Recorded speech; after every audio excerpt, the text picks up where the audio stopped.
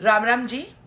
कुछ लोग हिंदू धर्म, महाभारत और रामायण को काल्पनिक दिखाने की होड़ में अक्सर यह प्रश्न पूछते हैं कि जब शून्य यानी जीरो की खोज आर्यभट्ट ने लगभग 6वीं शताब्दी में की, तब उसके 5000 साल पहले रामायण में रावण के 10 सिरों को कैसे गिना गया और महाभारत में कैसे बताया गया कि कौरवों की संख्या 100 है, जबकि लोगों को शून्य पता ही नहीं था।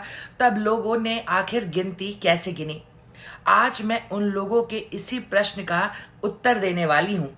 आर्यभट्ट से पहले कोई भी जीरो यानी शून्य को नहीं जानता था।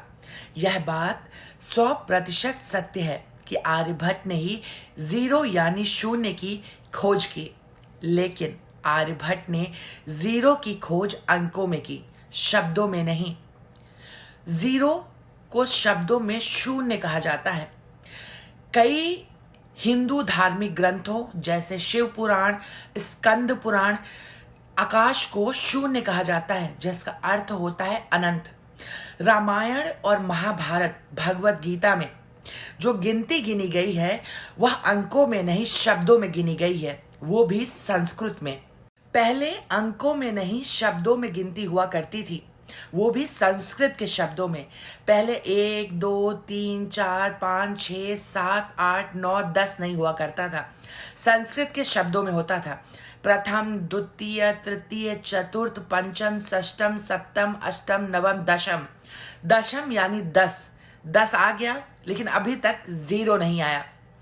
दशम मतलब 10, रावण के 10 सर। अब रावण को दशानन बोला जाता है। 10 आनन, आनन मतलब सिर, 10 सिरों वाला। देखिए, रावण के सिर की गिनती तो मैंने कर दी।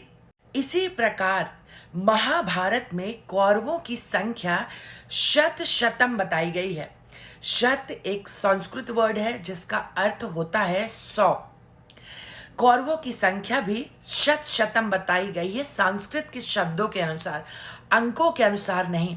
यहाँ पे भी कहीं शून्य नहीं आता है। अगर आप रोमन उठाकर देखेंगे, आप इस स्क्रीनशॉट के माध्यम से समझने का प्रयास करिए।